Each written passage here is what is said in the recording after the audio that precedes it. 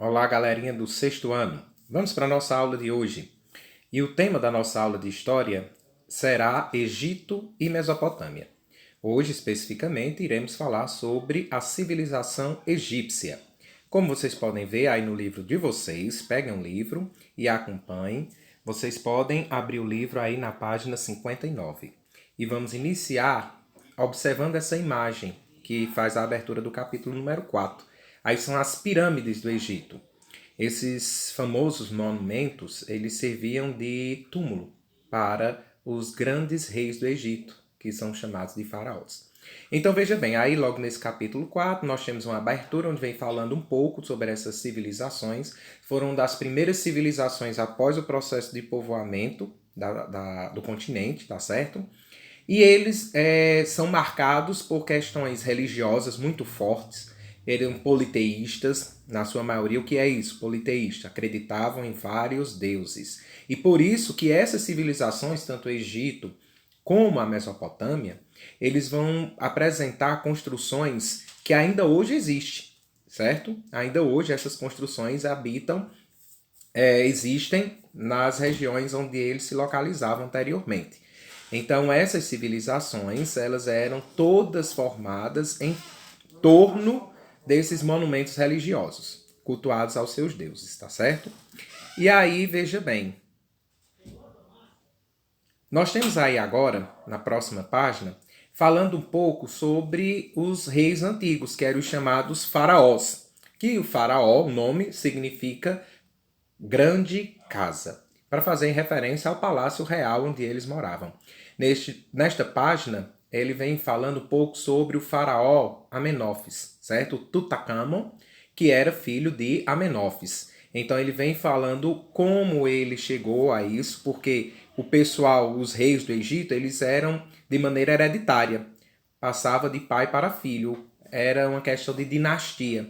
E uma dinastia, ou seja, uma família só parava de governar quando outros povos que invadiam tomavam de conta e assim quem perdia seria dominado, certo? Era dessa maneira que acontecia. Eram as famosas guerras de conquistas. E os povos da época vivenciavam muito esse processo de guerras de conquistas, tá certo? E Tutankhamon, ele chegou a ser faraó com 19 anos de idade. O pai dele chegou a falecer em torno dos seus 35 a 45 anos. E eles, os egípcios, tinham uma prática bem interessante na época, que também se disseminou na área da medicina, que era o processo de mumificação. É de onde surgiu as ideias das famosas múmias do Egito. E as múmias do Egito, que eram justamente os corpos mumificados que eram enterrados nas pirâmides. Por isso que no Egito existem várias pirâmides. E aí é um exemplo desse processo de mumificação. Mas veja bem, um grande marco para o processo de início da civilização egípcia foi o rio Nilo. Inclusive Heródoto, um grande historiador grego, ele fala que o Egito é uma dádiva do Nilo. Ou seja, a civilização egípcia, ela surgiu a partir do rio Nilo, pois o rio Nilo, com suas cheias férteis, suas cheias crescentes, fazia com que as terras ali próximas ficassem muito férteis. Então, nesse processo, como era a humanidade sedentária, eles precisavam de um local fértil para poder plantar e colher, e assim viver de uma maneira mais tranquila.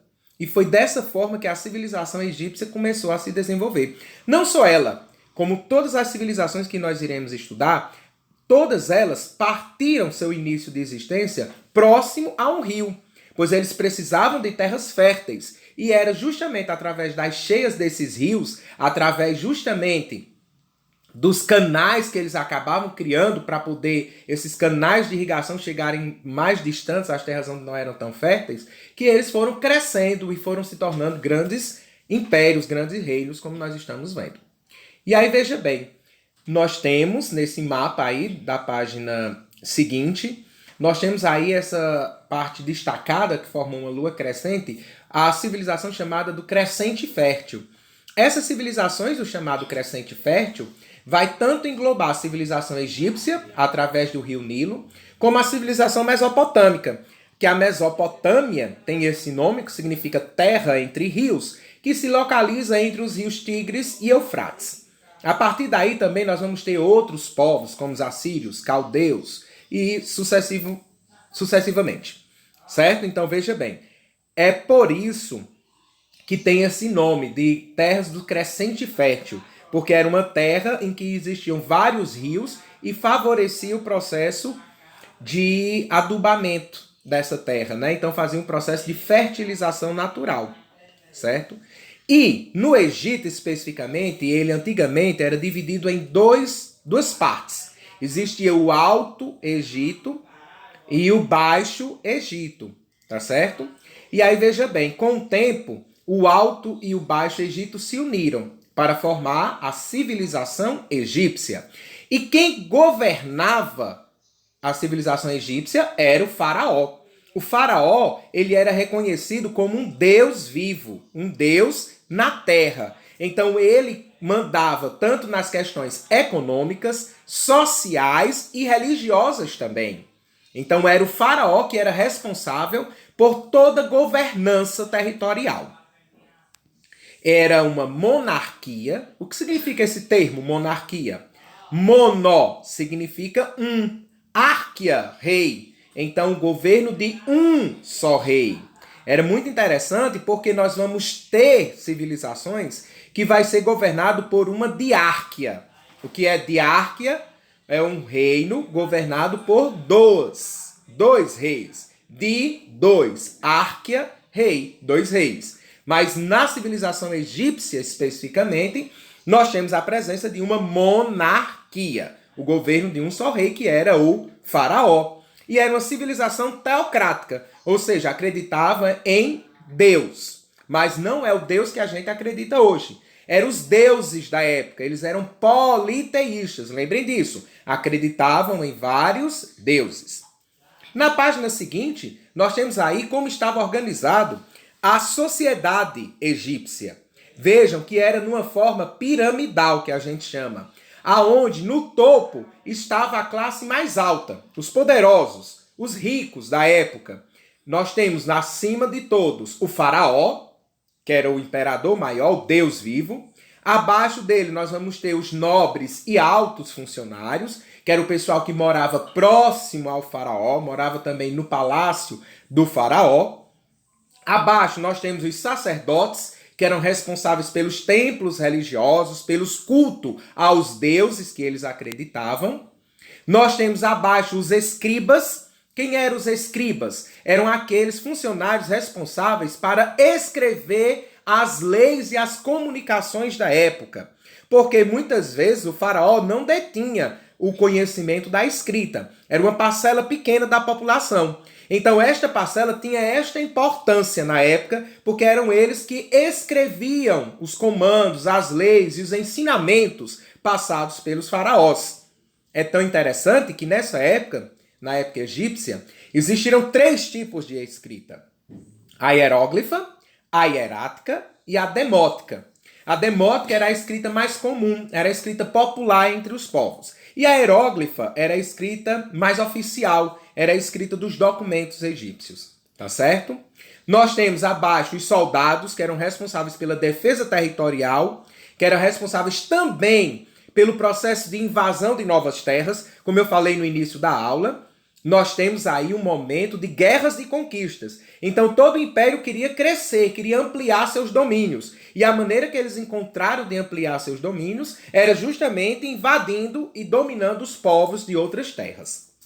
Abaixo nós temos os camponeses, comerciantes e artesãos, que eram os responsáveis pelo processo de trocas comerciais e produção. Nessa época existia uma troca primitiva, ainda não tinha a ideia de moeda, tá certo? Era uma troca de produtos. Então, esse pessoal ficava na população mais baixa. E quem realmente sustentava toda a pirâmide, quem realmente dava todo esse poder e condição financeira para todos os demais, está na base, no final da pirâmide, como vocês podem ver, que eram os escravos. Existiam 2 formas de serem escravos no Egito. Você poderia ser escravos por dívida ou escravos de guerra. Os escravos de dívida eram justamente aqueles povos que contraíam empréstimos contraiu alguma dívida e não conseguia pagar. Como não pagavam, então eles tornavam-se escravos de quem eles estavam devendo. E os escravos por guerra, que era justamente na guerra de conquista, aquele povo que perdesse a guerra se transformava em escravo de quem ganhou. Então, os escravos na época eram justamente aqueles que dominavam o processo de produção. Eram eles que davam sustentação ao luxo de todos os nobres, dos funcionários e do faraó. E aí nós temos uma pequena matéria, depois vocês façam uma lida mais detalhada, que é sobre os hieróglifos, como eu falei para vocês, que era a escrita sagrada, a escrita oficial do Império Egípcio, né? Era a escrita dos deuses, porque ela era considerada sagrada e era conhecida somente pelos sacerdotes e por alguns membros da realeza. E pelos escribas, que eram eles responsáveis por escrever, tá certo? Mas, como eu falei para vocês, tinha uma mais comum, que era difundida entre toda a população, que era a chamada demótica. E aí, mais uma vez, fundamentando a crença que eles eram politeístas, como vocês podem ver aí no livro, tá bem destacado o nome, que são a religião deles, que acreditavam em vários deuses. Entre os principais deuses, nós temos o deus Ra, que era o deus Sol, o deus que fazia com que houvesse boas colheitas, a deusa Ísis, que era responsável pela maternidade, para que o faraó tivesse filhos fortes, e de preferência o primeiro filho sempre tinha que ser um homem. Quando na família acontecia do primeiro filho ser uma mulher, eles julgavam que era um castigo. Então, na época, eles valorizavam muito a questão do herdeiro ser um filho homem, tanto para a sucessão do trono, como também para ser um soldado, um enfrentante das guerras, né? Então, a deusa Ísis era responsável pela maternidade, pela fertilidade. Também era capaz de controlar as cheias do Nilo. Temos também o deus Osíris, que ambos, Ísis e Osíris, tiveram outros filhos, que foram Horus, que era o deus do céu. E existia Anubis. Anubis era o deus responsável pela questão do mundo dos mortos. Eles faziam o processo de mumificação porque eles acreditavam que, como o faraó era um deus, quando ele morria, ele não ficava mais na terra, mas ele ia para o mundo dos mortos. Então existia a vida após a morte. Os egípcios acreditavam nisso. Então, por isso que eles faziam esse processo. E o que era o processo de mumificação? À morte do faraó, eles retiravam todos os órgãos internos para não se estragar, preenchiam com materiais químicos, serragem, folhas, e depois embalsamava com óleo o corpo e cobria com faixas, ataduras, como a gente chama hoje. Por isso que nos filmes, que vocês já devem ter assistido, existem as múmias do Egito, porque era dessa forma que aparecia esse processo de mumificação. Aí nós temos uma imagem no livro de vocês que apresenta bem direitinho, né? O deus Anubis, que era responsável por julgar os mortos quando chegavam lá, e aí está mostrando como era que eles faziam todo esse processo. Detalhe, só era mumificado o faraó e a família dele. Somente os povos ricos da época é que tinham direito ao processo de mumificação e ter direito a uma pirâmide como túmulo. Bom, nessa página aí, pessoal, como vocês podem ver, nós temos, eu vou dar uma organizadazinha para vocês verem melhor. Nós temos aí, finalizando o conteúdo de hoje, que é justamente o processo de divisão da história egípcia, tá certo? Bom, tá melhor agora. Esse processo de divisão mostra justamente aí o Império do Egito Antigo dividido em 3 períodos: Antigo Império, Médio Império e Novo Império, tá certo? Então, o Antigo Império, como eu falei inicialmente, era quando o Egito era dividido em 2 partes, Alto e Baixo Egito, no início governado por Menés. Depois que tornou-se um só império, veio um monarca, um só rei, governar todo o processo de território do Egito, tá certo? Era o império em que foi criado os canais de irrigação, como eu falei, que era onde levavam a água do rio Nilo até as terras mais distantes, onde as cheias do Nilo não chegavam. Então eles criaram esses canais para quando houvesse as cheias do rio, essa água percorria pelos canais e fertilizava aquelas terras mais distantes, fazendo com que houvesse um aumento no processo de produção.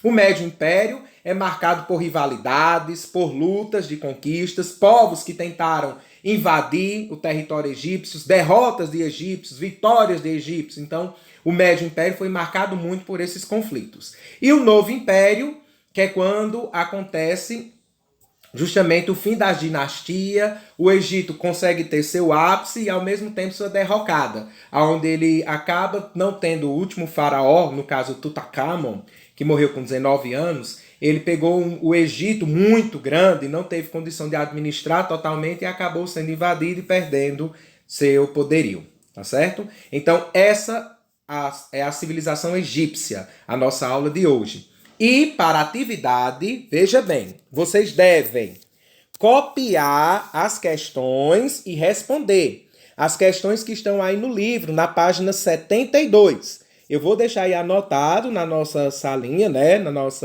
nosso grupo do WhatsApp, eu vou deixar a página e quais são as questões que vocês devem copiar e responder. Até mais e até a nossa próxima aula.